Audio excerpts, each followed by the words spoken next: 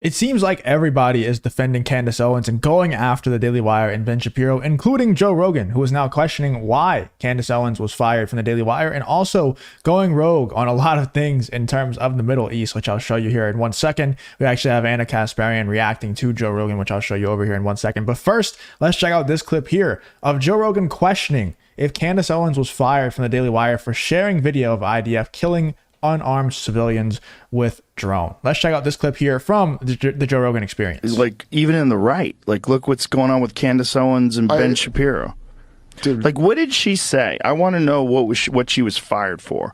Because was it criticism of Israel? Was it, I mean, did she show that Edward Snowden video that he put up on Twitter that shows them maybe drone bombing those kids that are, those men, I should say, unarmed people that were walking towards the rubble that clearly weren't causing any danger to anybody? Yeah, They just bombed them. Yeah, no, it's your duty. It's just like for Biden or whoever you like, you're supposed to cover up for them because. But the whole thing is like they were always saying they're only targeting Hamas and everybody else is a casualty.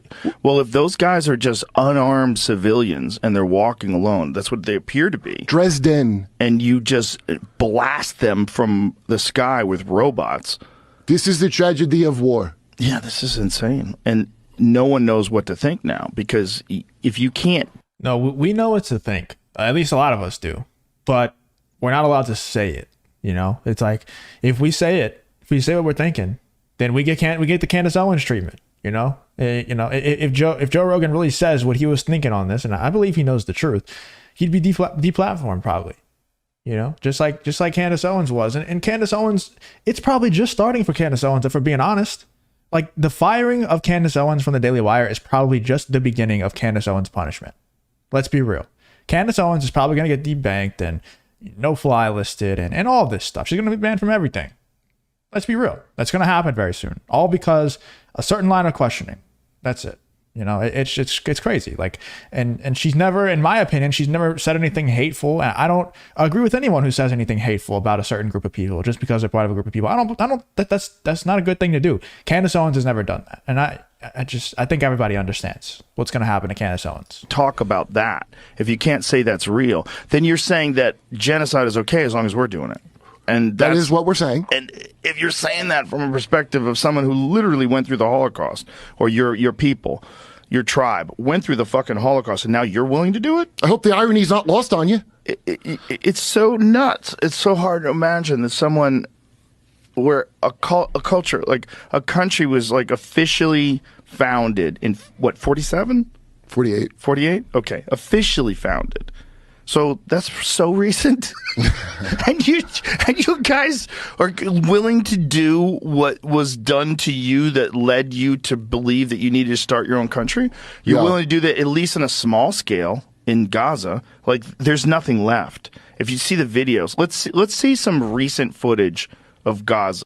He's almost there, man. He's waking up. He really is. He's waking up. He's making his opinions known. He's almost there. You know, he's almost fully awake. It's great to see somebody with a platform as large as Joe Rogan take this stance, the unpopular one, because for most people out there, they understand it's in their best interest to not say things like this, to not question things like this, because Joe Rogan's too big to fail. Like he's gonna, like if he gets, you know, deplatformed on one platform, he'll just go to another one. But most people aren't that big. Most people with large platforms, they can fail. They're too scared to say stuff like this because it's not good for their career. But also, that's not the end of it. Let's check out this clip here from Anna Kasparian reacting to Joe Rogan's thoughts on this as well. That, you know, Joe Rogan talking about why Candace Owens got fired from the Daily Wire, talking about the Middle East. Let's check this out here from the Young Turks and Anna Kasparian. They were always saying they're only targeting Hamas and everybody else is a casualty. Well, if those guys are just unarmed civilians and they're walking alone, that's what they appear to be. Dresden. And you just blast them from the sky with robots. This is the tragedy of war. Yeah, this is insane. And no one knows what to think now because if you can't talk about that, if you can't say that's real, then you're saying that genocide is okay as long as we're doing it. And that is what we're saying. And if you're saying that from a perspective of someone who literally went through the Holocaust. You just heard that correctly. Joe Rogan described Israel's actions in Gaza as a genocide during a recent episode of his podcast. Now, he was joined by comedian Kurt Metzger for that conversation, which focused pretty heavily on the war. So without further ado, let's hear more of what they had to say. The thing that drives me the most crazy when people talk about, well, Hamas is doing this and Hamas doing that. These people, they voted in Hamas. Like, these people are the poorest of poor, deprived of sanitation, education, proper hospital care, food. What the are you talking about? How are they going to rise up? Just run out and get shot en masse until the Hamas runs out of bullets, and then you obviously what Hamas did was horrible. No question. Like nobody's debating that. Nobody's saying that it wasn't horrible. But it was on a very, very small scale in comparison to what the other country is doing over in the Middle East. And it seems like to me they were just waiting for a moment to strike, to retaliate. It seemed like they were just waiting for a reason to just level, the other country in the Middle East. You know what I'm saying? I have to watch it sometimes as much as I can. But yeah, let's check out the rest of Anna Kasparian's reaction here. You bludgeon them to death with rocks? What are you saying? The voting for Hamas, by the way, they forced a vote there. They're like, you have to have a democratic process. And then they voted for Hamas. The same way Fatah became a party. So that they voted, then they go, you voted wrong. We're putting you in a concentration camp. That vote, by the way, happened back in 2006. And I just want to remind the audience that half the population in Gaza is under the age of 18. So the majority of people living in Gaza did not, in fact, cast a ballot or vote for Hamas. But nonetheless, you have the Israeli government using the same excuse, the same argument that, well, they elected in Hamas, we consider them a terrorist group. What they carried out on October 7th, the atrocities they carried out, gives us the necessary excuse to carry out the brutalities that we're carrying out in Gaza. So be on your way. That's mostly the messaging that we've been getting from Israel's far-right government.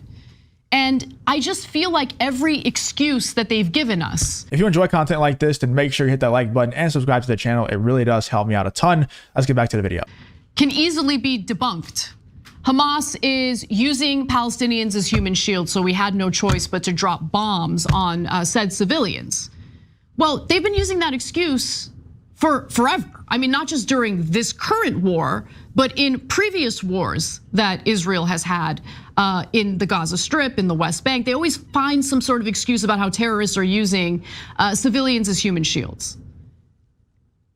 You would think that at this point, Hamas would be under the impression that Israel doesn't care if they're using civilians as human shields. They're gonna drop the bombs anyway. So I just feel like the argument doesn't really make much sense. The human shields don't work, so why would Hamas keep using Palestinians as human shields? And then also, how do you justify the blockade of humanitarian aid, which is rapidly taking Gaza to a situation in which most of the civilians are gonna face famine? How do you justify destroying 60% of the residential buildings, residential housing units in Gaza? How do you justify that? There is no justifying it. And I guarantee you that 99% of the people who are defending that Middle Eastern country, doing that to the other Middle Eastern country, they wouldn't be defending that if it was the United States even doing it to another country. If it was the US doing that to another country, we would be up in arms about it. Those same people would be up in arms about it and pissed off. They would be very angry. They would be, they would be very, very mad about it. Let's just put it that way. They would not be happy about it. But the same people, they're going to be mad at Anna Kasparian. They're going to be mad at Joe Rogan for questioning what they're doing because of, an atrocity for sure, a horrible thing that happened for sure that Hamas did, no question about it. But a lot of these people who are dying out there had nothing to do with that. And it's so sad to see. It's so horrible to see. And it's really bad to also see so many Americans defending it. Anyway, let me know in the comments what you guys are thinking about Anna Kasparian. What do you think about Joe Rogan's thoughts on the Candace Owens firing from the Daily Wire and also the whole Middle East situation? What do you think about their thoughts? Let me know in the comments what you're thinking. If you did enjoy the video, please leave a like, subscribe, all that good stuff, and I hope to see you guys on the next one.